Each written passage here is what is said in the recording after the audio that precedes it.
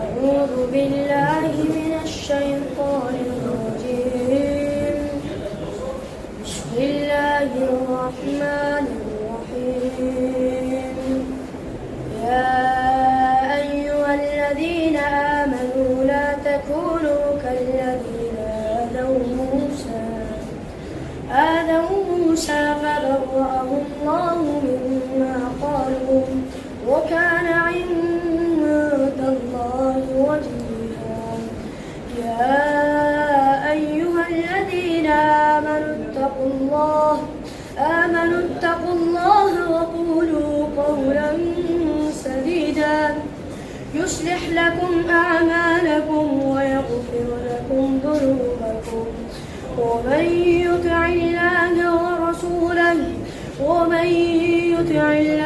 ورسوله فقد فاز فوزا عظيما.